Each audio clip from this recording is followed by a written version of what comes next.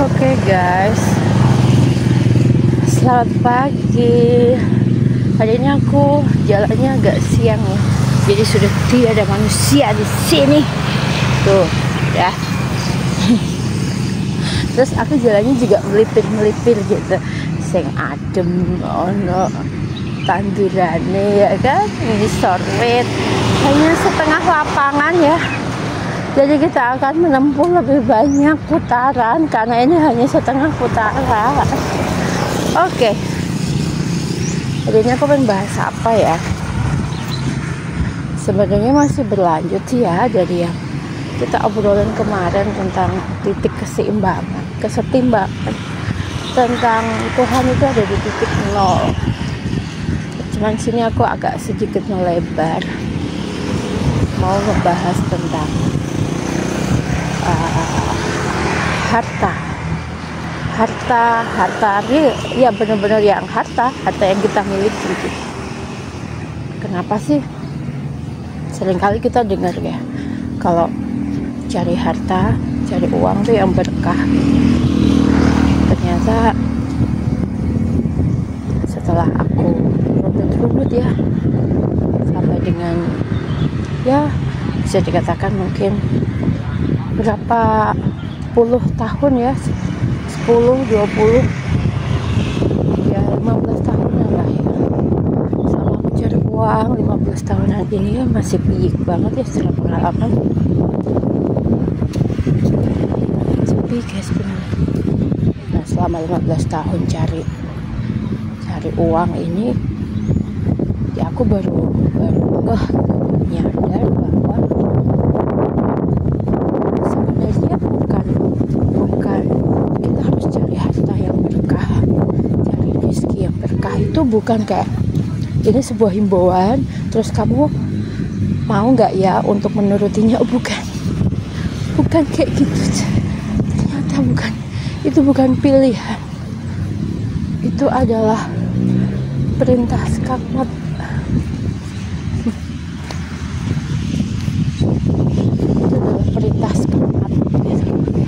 Apa itu? Maksudnya begini, kita itu nggak bisa nggak cari harta yang berkah. Kita itu nggak bisa memiliki harta yang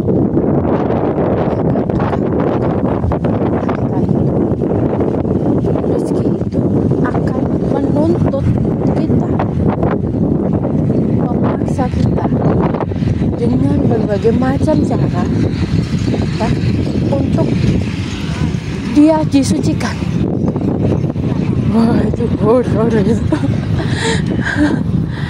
Jadi andai kata nih, oke, kita cari rezekinya dari jalan yang pintas atau dari jalan yang melanggar hukum keadilan. Kayak misalkan gini ya, contoh kuli panggul ya kan, untuk dapetin 100.000 aja dia tuh harus ngangkatin barang sebegitu capeknya ya, seharian itu dapat 100.000. Oke, 100.000 yang sama apakah bisa didapatkan oleh mereka yang tidak berkuli panggul, tidak bercapek-capek ya? Oke, mungkin ada sisi lain yang bisa digantikan. Misalkan dia harus meres otak nih, dia harus meres kecerdasan dia untuk bisa mendapatkan 100.000 itu dengan cara yang jauh lebih mudah secara kacamata tenaga ya, kacamata effort gitu. Oke, mungkin bisa, tapi nggak mungkin bisa sampai perbedaannya itu sampai melentang jauh. Nggak bisa.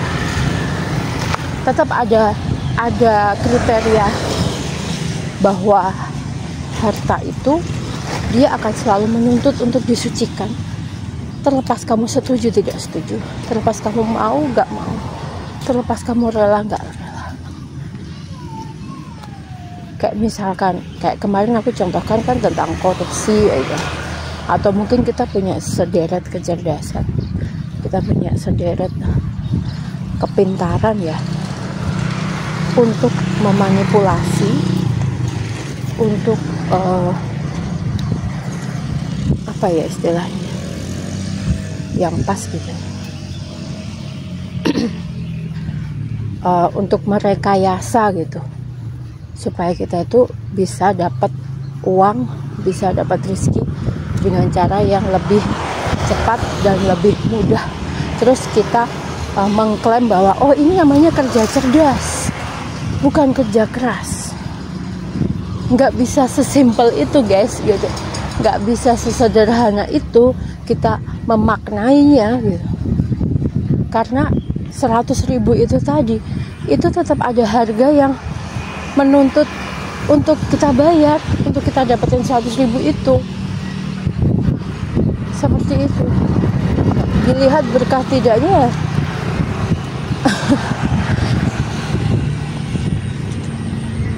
Aku bingung menjelaskannya. Takut, masih bingungnya gini. Takut menggunakan istilah atau bahasa yang salah aja sih. Ya gitulah.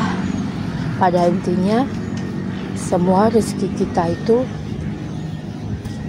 yang sampai di dalam diri kita itu adalah berkah, dan berkah itu tidak berdasarkan keputusanmu.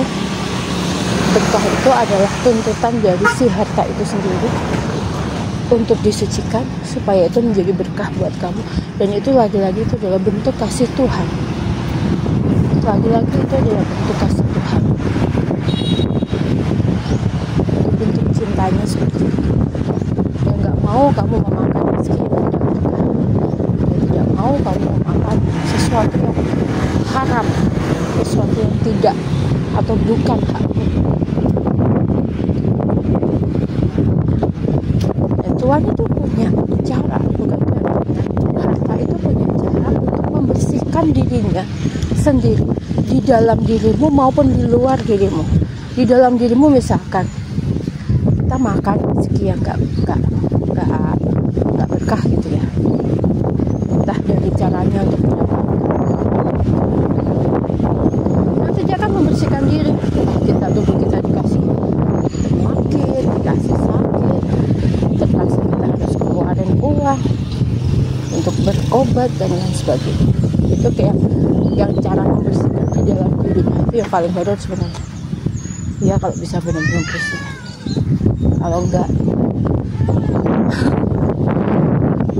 yang di luar diri ya segala macam, dia akan menuntut kita untuk membayarnya. Kita punya 100 juta, hak kita cuma 30 juta misalkan, atau hak kita cuma 20 juta, yang 80 juta kita menganggapnya sebagai keuntungan. Tidak semudah itu Ferguson. Yang 70 juta, yang 80 juta itu dia akan mencari cara untuk membersihkan diri. Kalau kamu masih menginginkan harta itu untuk melekat di kamu, ada di tanganmu, maka dia akan mencari cara untuk membersihkan diri. Dengan cara apa ya?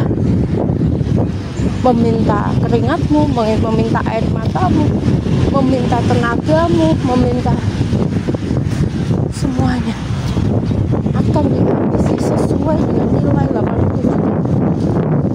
Akan dituntut sesuai dengan nilai uang yang kamu dapatkan. Dan itu apakah melalui persetujuan kita? Ya jelas enggak. Kita maunya enaknya, kita maunya gampangnya. Jadi kita jangan berpikir bahwa kita tuh terlalu naif gitu ya, kayak oke, kita diizinkan untuk menyalahi hukum kesetimbangan itu. Ini hukum kesetimbangan alam itu nggak ada polisinya kok. Justru yang nggak ada polisinya ini yang ngeri banget ini. Nanti nggak ada aparat penegaknya ya kan. Bukan hukum yang kasat mata, bukan hukum yang literally bisa langsung ngasih denda, langsung ngasih konsekuensi ke kamu ketika kamu melanggar. Enggak, tapi pasti akan membayar. Dan kita selalu selalu mengabaikan, ya kebanyakan dari manusia itu sering mengabaikan hukum Tuhan ya, sering mengabaikan hukum Tuhan, hukum kesetimbangan, hukum alam, karena merasa bahwa oh ini nggak ada aparat penegak hukumnya secara konkret kok. Tapi aduh, ya aku ngomong kayak gini ya karena emang beberapa kali di waktu yang terakhir ini aku menjadi saksi gitu. Dan ini adalah bagian dari kesaksian bagaimana hukum kesetimbangan itu bekerja. Dan itu lebih ngeri guys, kalau kamu ngelanggar lampu lalu lintas, kamu ditilang, kamu bayar sekian, itu adalah denda yang harus kamu bayar kan? Nah kalau kamu ngelanggar hukum alam, kamu ngelanggar hukum kesetimbangan, ngelanggar hukum Tuhan, apa sanksinya? Tuhan nggak ada, nggak ada aparat penegak hukumnya. Itu menurutmu. Tapi yang terjadi enggak gitu. Cepat atau lambat kita harus membayar. Ya, caranya itu tadi, kalau kita menginginkan 70-80 juta itu tetap berada di kantong kita, maka apa? Harga yang harus kita bayar itu akan sesuai dengan nilai itu. Atau 70-80 juta itu diambil paksa darimu. Diambil paksa dari anakmu sakit lah, kamu kecelakaan lah, apalah. Jadi jangan merasa kita tuh kayak kita manusia merasa punya nalar tinggi ya kan, akal pikirannya maksimal, terus kita merasa bisa kayak mengakali hukum kesetimbangan. Kita bisa mempercepat segala sesuatu. Kita nggak boleh lupa bahwa alam bekerja dengan sangat teratur, rapi, dan satu lagi tepat waktu. Dia tidak lambat, tidak juga cepat. Semuanya tepat waktu. Waktu itu ya melambangkan itu tadi, keberkahan. Tepat waktu itu sebenarnya melambangkan keberkahan. Apa itu keberkahan? Kenapa tepat waktu itu menggambarkan keberkahan? Karena tepat waktu itu adalah tentang apa ya? Bagaimana Tuhan itu mengizinkan sesuatu itu menghampirimu di waktu yang tepat gitu. Apapun itu, mau ujian, mau cobaan, mau rezeki, tepat waktu itu melambangkan keridhaan Tuhan. Nah itu seperti itu. Jadi ya apa ya, semakin kesini juga aku semakin kayak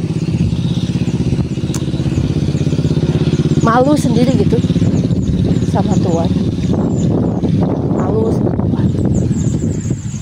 Kita kayak ngerasa minteri Gusti Allah, merasa bisa manipulasi ini, manipulasi itu, merasa. Dan sedangkan kita itu sukanya berprasangka ya.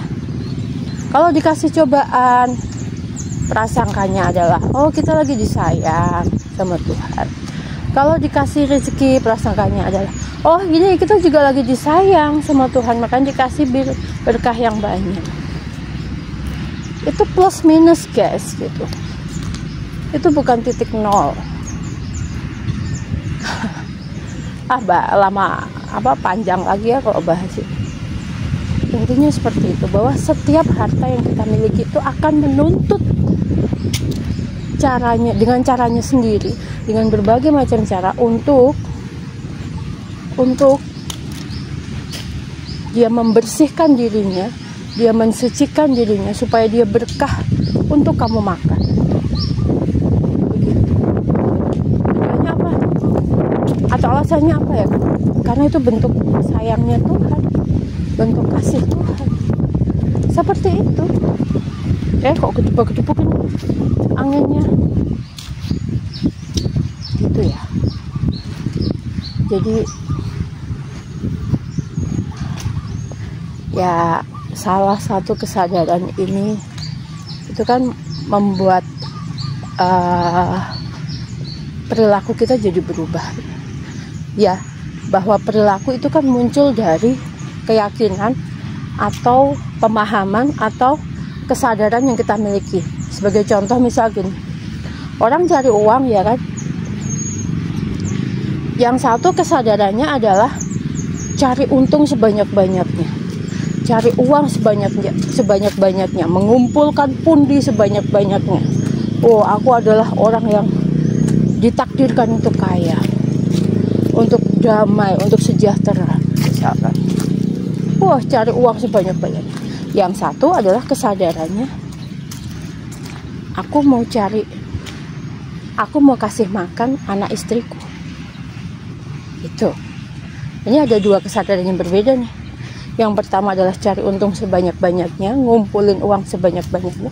Yang satu adalah aku cari rezeki untuk kasih makan anak istriku. Otomatis dari kesadaran yang berbeda itu akan muncul perilaku yang berbeda pula. Kan yang tadinya kesadarannya adalah untuk cari uang sebanyak-banyaknya, ya dia akan menghalalkan segala cara untuk dia bisa dapat uang sebanyak-banyaknya. Bos, apapun jalan semua ditabrak, mau hukum alam kayak hukum kesetimbangan kayak mau hukum Tuhan, mau hukum, jangankan hukum yang nggak kelihatan ya, hukum yang kelihatan pun ditabrakin sama mereka ya. Para koruptor itu, para penjahat-penjahat itu ditabrakin semua. Kenapa? Karena kesadarannya adalah aku mau cari banyak uang, mau cari uang sebanyak-banyaknya, terlepas untuk kepentingan apapun ya. Kalau yang satu kesadaran fondasi kesadarannya adalah untuk mencari atau memberi makan anak istri, maka dia akan berhati-hati betul untuk memilih cara untuk mencari uang, mencari cara untuk mencari rezekinya itu. Dia akan hati-hati betul. Kenapa? Karena setiap suapan itu,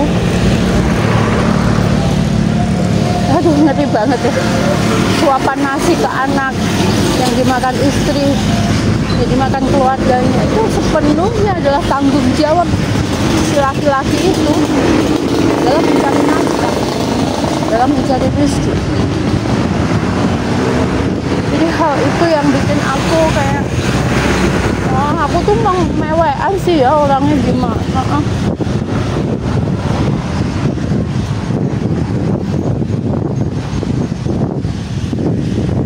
Udah gak berani lagi lah cari cara-cara yang sebisa mungkin. Pokoknya kesadaran itu harus menjadi kesadaran yang mengubah perilaku, yang membuat kita itu sadar akan keputusan-keputusan hidup yang kita ambil. Kayak gitu. Kebanyakan dari kita tuh hanya meneruskan kebiasaan. Kebanyakan dari kita tuh hanya meneruskan kebiasaan. Dari 24 jam kita, mana yang keputusan, mana yang meneruskan kebiasaan? Hampir dari semuanya meneruskan kebiasaan judulnya, bukan keputusan. Mana yang keputusan kita? Mana yang dari pagi kita memutuskan untuk aku mau masak secara sadar gitu. Deliberasi apa ya Pak bahasanya? Deliberasi. Meniatkan sesuatu. Ya sebenarnya agama sudah menstimulasi itu dengan apa-apa diniatkan kayak gitu kan, ibadah niat. Tapi karena udah jadi rutinitas, jadi niatnya pun udah menjadi niat yang tidak disadari juga ya. Jadi mana yang keputusan? Berapa banyak yang keputusan? Berapa banyak yang sekedar meneruskan kebiasaan? Nah, tanpa sadar kita ini mewarisi program dari budaya berpikir orang tua kita mewarisi kebiasaan cemas, mewarisi kebiasaan khawatir, sehingga kita merasa harus cari uang cepat, harus cari uang yang banyak. Soalnya miskin itu nggak enak, nggak punya uang itu nggak enak. Ketakutan, kecemasan itu terus menggelayuti kayak gitu. Dan itu akhirnya menggiring perilaku kita untuk sampai pada level seperti itu, menghalalkan segala cara, dan kita tidak menyadari bahwa itu merupakan sesuatu yang patut untuk direfleksikan, direnungkan kembali, apakah ini benar atau ini salah. Apakah kita harus nunggu diketok dulu kepalanya baru sadar kalau ini salah, ini benar.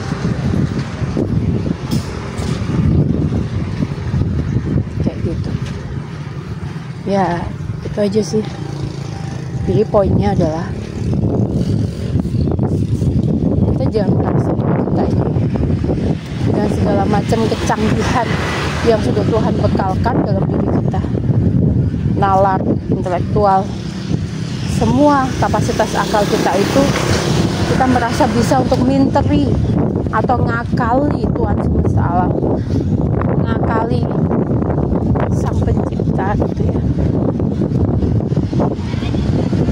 Nggak bisa guys, nggak bisa. Kita tuh udah ada kontrak kok. Sebelum lahir kita tuh udah ada kontrak untuk siap menerima konsekuensi atas hukum yang berlaku di dunia. Jadi itu semuanya diterapkan bukan berdasarkan kesepakatan dengan kita, bukan soal kita mau apa nggak mau, enggak. Dan rezeki yang kita dapatkan itu akan selalu menuntut untuk mereka disucikan, terlepas kamu mau dan tidak mau, terlepas kamu setuju atau tidak setuju. Mereka akan selalu mencari caranya, celahnya untuk mensucikan diri. Itu harta-hartamu. Nah, mereka punya, istilahnya mereka tuh dikasih amanat gitu ya, kayak malaikat-malaikat yang dikasih amanat sama Tuhan untuk mereka tuh mensucikan diri. Dan itu bentuk sayangnya Tuhan ke kita. Tuhan nggak mau dalam darah dan daging kita itu mengalir sesuatu yang tidak berkah, sesuatu yang tidak hak, yang bukan haknya kita. Begitu. Jadi siap-siap, akan selalu ada harga yang harus kita bayar untuk setiap kemudahan, untuk setiap tanda kutip ya, rasa enak yang kita makan gitu ya, tanda kutip lagi. Tidak ada yang gratis di dunia ini. Tidak ada yang gratis di dunia ini. Kenapa? Kalau gratis itu melanggar hukum kesetimbangan. Kalau gratis itu jatuhnya plus kan, melanggar hukum kesetimbangan. Makanya tidak ada yang gratis. Semuanya kembali ke titik nol. Sekali lagi, tidak ada yang gratis. Kamu mengalami kemalangan, kamu akan dilimpahkan dengan keberkahan supaya narik lagi kamu ke titik nol. Kamu dikasih kesenangan, kamu akan menerima sesuatu yang mungkin menyesakkan hatimu, supaya apa? Supaya kamu balik lagi ke titik nol. Itu cara dia. Itu cara dia. Aduh, pengen nangis.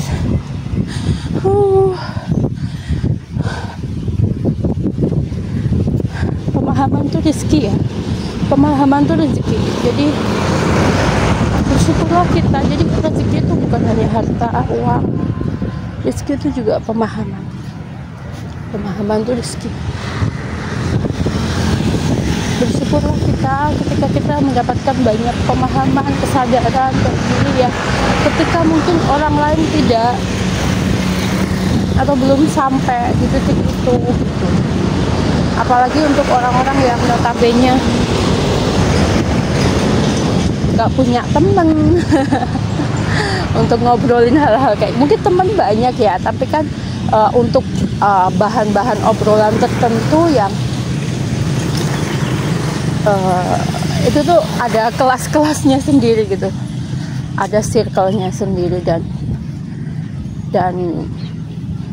aku nggak ada untuk itu ya, atau lebih tepatnya tidak intens untuk bisa membahas dengan teman. Jadi bersyukurlah kamu ketika kamu masih diberikan giroh untuk semangat, ketika kamu masih diberikan rasa ingin tahu, curiosity, city mana teko mana guys, curiosity ya. Sekenah rak cocok jadi latku ngomong bahasa Inggris ya. Rasa ingin tahu, rasa penasaran dengan ilmu ini, ilmu itu. Oh ya, satu lagi aku mau menekankan, kita tuh seringkali terjebak kesombongan ketika kita sudah mempelajari sesuatu, kita merasa tahu. Padahal kalau mau dibikin perbandingan ya, hal-hal yang kita tahu, kalau kita tahu itu sangat sedikit sekali, ibaratnya kayak tetesan air. Kemudian hal-hal yang kita tahu bahwa kita tidak tahu bahwa kita tahu. Ya jelasin. Yang pasti lebih banyak dari pengetahuan itu atau diri kita yang kita itu tidak tahu bahwa kita tidak tahu. Kan gitu ya. Yang kita tidak tahu bahwa kita tidak tahu itu besar, banyak sekali. Gitu, makanya kita harus terus belajar. Karena yang kita tahu itu sangat sedikit sekali. Itu baru setitis. Yang kita tahu, hal yang kita tahu, kita tidak tahu bahwa kita tidak tahu. Itu sangat besar sekali, kayak samudra itu. Ya, kita tahu bahwa kita tahu bahwa kita tahu. Kita tahu bahwa kita tidak tahu. Nah, oke, masuk ke perpustakaan. Oke, kita baca satu buku. Berarti satu buku itu adalah kita tahu bahwa kita tahu. Ya. Terus kita lihat ke sekeliling perpustakaan, ya kan udah banyak buku kan, kita tahu bahwa kita tidak tahu. Oh, ini nih yang belum kita ketahui nih, ini semuanya nih yang ada di perpustakaan ini belum kita baca nih. Berarti yang kita tahu, yang kita tidak tahu. Yang di luar perpustakaan itu apa nggak ada buku, apa nggak ada ilmu. Nah, itu nyebutnya adalah yang kita tidak tahu bahwa kita tidak tahu. Maka semakin berisi semakin merunduk, ya, semakin berisi semakin merunduk, semakin belajar itu semakin pengen belajar lagi, karena ada banyak hal yang sangat banyak sekali hal yang kita tuh nggak tahu. Kalau kita punya kesadaran bahwa kita tidak tahu bahwa kita tidak tahu, itu banyak sekali, maka kita akan berhati-hati untuk menilai, berhati-hati untuk menghakimi. Kita akan berhati-hati untuk bahkan mengeluarkan tanggapan, bahkan untuk berbicara itu kan kita hati-hati sekali. Gitu ya.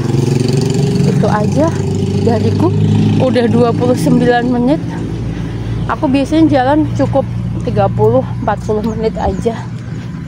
Tapi setiap hari aku usahakan, mau itu setelat apapun aku ke lapangan, tetap aku usahakan untuk jalan pagi. Begitu. Jangan lupa untuk olahraga, semangat, sehat. See you, bye-bye.